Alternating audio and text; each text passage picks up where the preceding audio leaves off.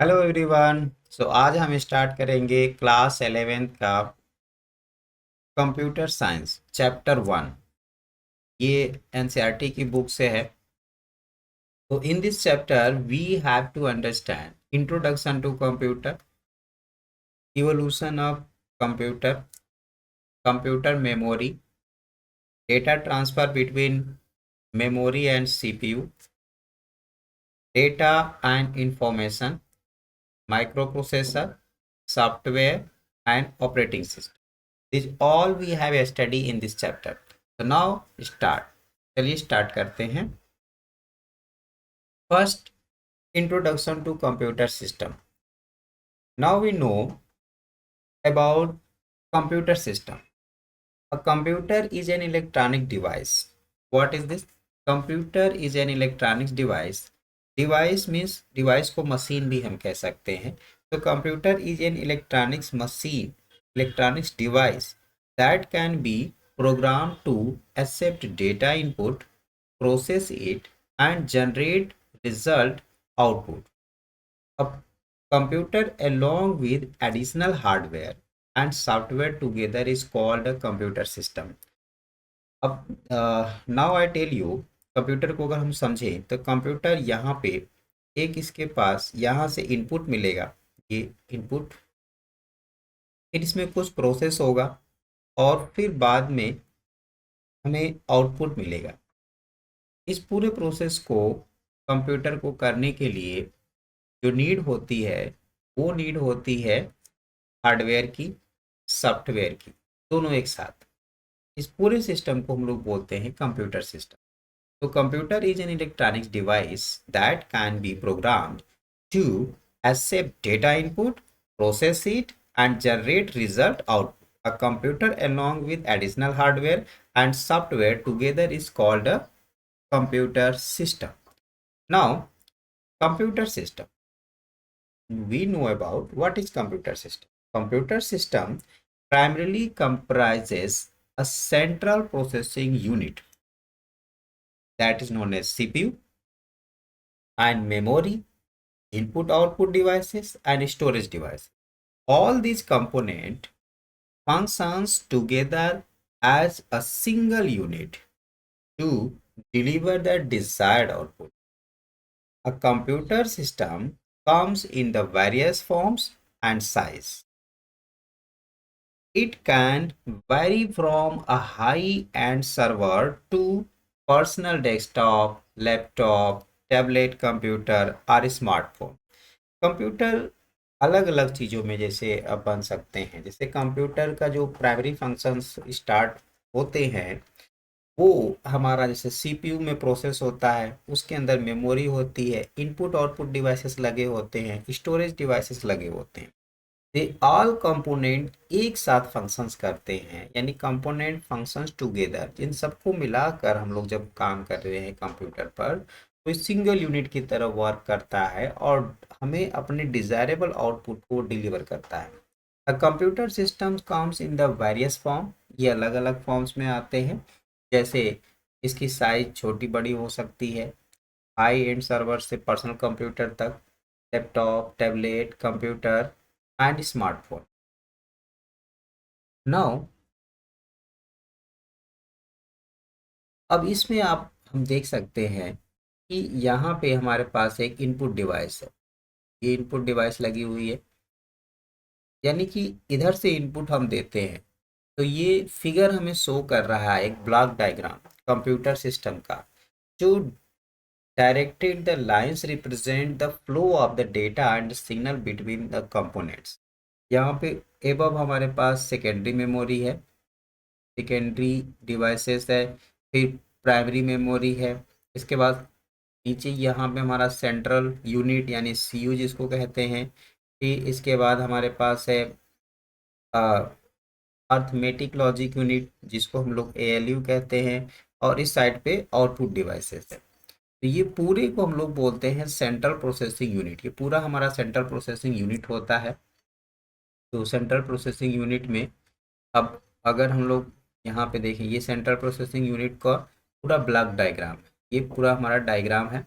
इस डायग्राम को आप देख सकते हैं। बुक में आपके गिवन है। तो इस तरह से हमारा कंप्यूटर का जो सीपीयू है वो प्रोसेस करता है। नेक्स्ट हम देखेंगे कि क्या होता है सेंट्रल प्रोसेसिंग यूनिट।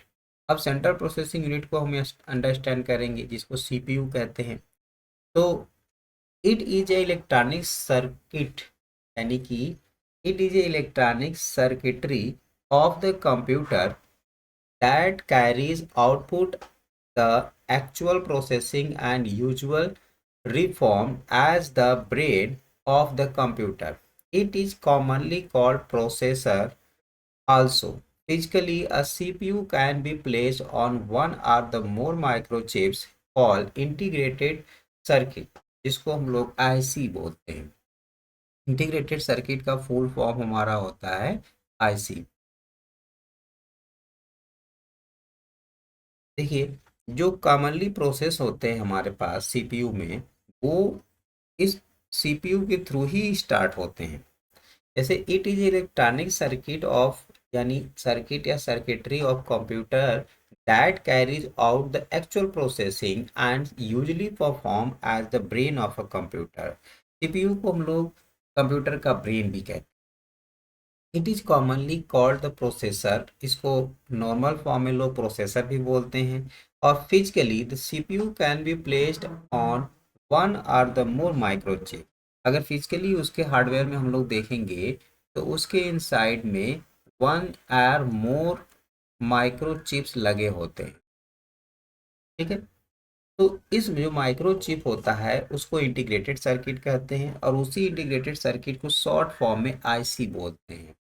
आईसी बोलते हैं।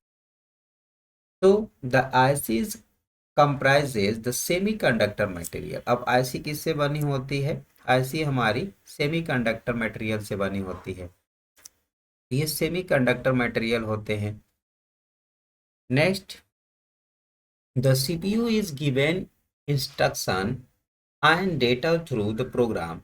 The CPU then fetch the program and data forms the memory and perform the arithmetic and logic operation as per the given instruction and stores the result back to memory. CPU एक instructions CPU को instructions दिया जाता है, फिर वो उस data through को programme, मतलब ऐसे दिया जाता है, जो प्रोग्रामिंग डेटा होता है उसके थ्रू हम लोग सीपीयू को इंस्ट्रक्शंस देते हैं। CPU then fetch the program, उस प्रोग्राम के अकॉर्डिंग सीपीयू उसको फेच कर लेता है and data from the memory and perform the arithmetic and logic operation.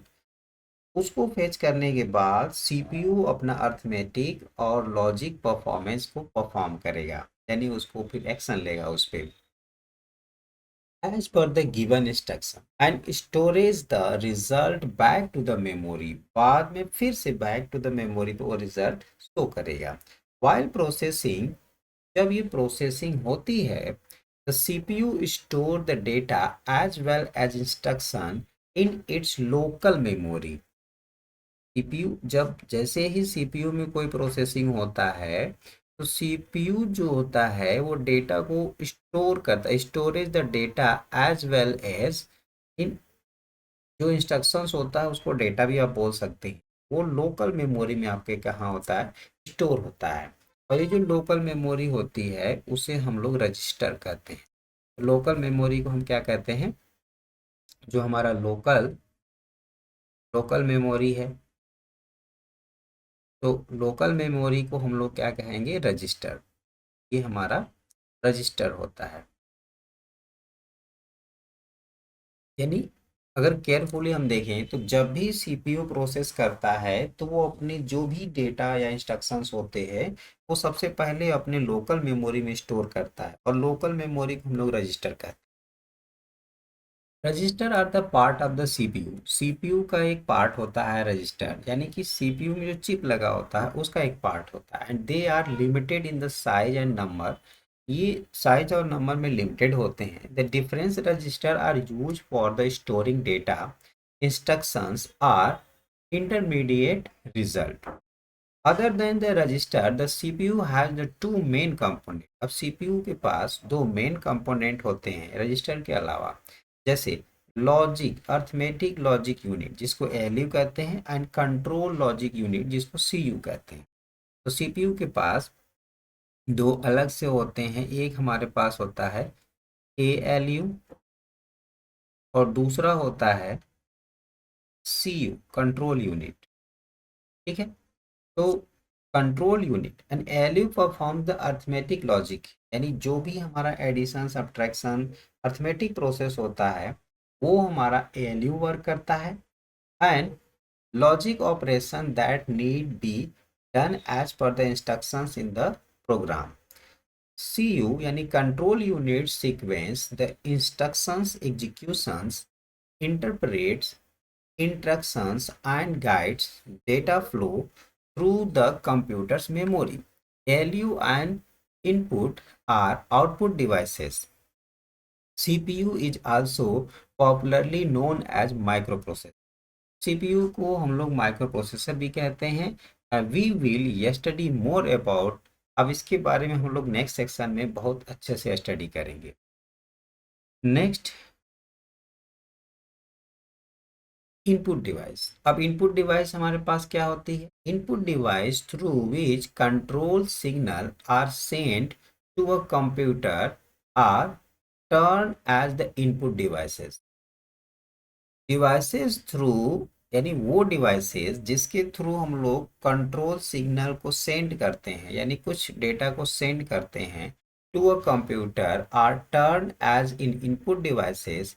These devices convert the input data into a digital form that is acceptable by the computer system, जो computer system पे acceptable है। Some examples of the input devices include keyboard, mouse, scanner, touch screen, as etc.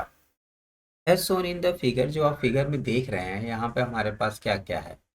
यहाँ पे हमारे पास है जैसे ये keyboard है, माउस है, स्कैनर है एंड टच स्क्रीन। ये सब हमारे इनपुट डिवाइस में वर्क करते हैं। जो specially design the braille keyboards are also available to help the usually impaired for entering data into a computer. जैसे beside we can now enter the data through voice. For example, we can use Google Voice search to search the web, where we can input the search string through our voice. जो आप देखेंगे कि कुछ कहीं कहीं पे आपके Google में जाएंगे, गूगल में जाएंगे तो वहाँ पे क्या होता है, गूगल आपको टाइप करने का भी ऑप्शन देता है, वॉइस का भी ऑप्शन देता है। वॉइस में आप स्पीक करेंगे तो गूगल उसको रिकॉग्नाइज कर लेता है और गूगल वॉइस से आप उसको इनपुट की तरह इंसर्ट करके आप डेटा को फाइंड कर सकते हैं। Data entered through the input device is temporarily stored in the main memory. जब हम लोग इनपुट डिवाइस से डेटा को देते हैं तो टेम्प्रोरी मेन मेमोरी में स्टोर होता है। जो मेन मेमोरी होती है उसको हम लोग रैम बोलते हैं। रैम मतलब रैंडम एक्सेस मेमोरी का फुल फॉर्म होता है of the computer system for permanent storage and the future usage. The data as well as instruction are store permanently in additional storage device or location, I'm sorry, additional storage location called the secondary memory. अब पहले वो random access memory में data store होता है, फिर उसको हम लोग अच्छे से दूसरे सेकेंडरी मेमोरी में स्टोरेज करेंगे। सेकेंडरी मेमोरी में स्टोरेज करेंगे तो उसको परमानेंट मेमोरी भी कहते हैं। यानी कि जब डेटा का इंस्ट्रक्शंस परमानेंट स्टोर हो जाता है या परमानेंटली स्टोर होता है इन द एडिशनल स्टोरेज, कोई एक दूसरे एडिशनल स्टोरेज में या एडिशनल स्टोरेज लोकेशंस पे हम लोग जब उसको स्टोर कर लेते हैं तो उसको कहते हैं secondary memory. That is known as the secondary memory.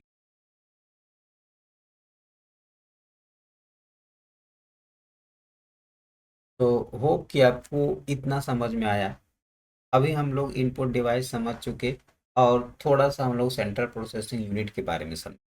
Next हमारा वीडियो आएगा, तब तक के लिए धन्यवाद।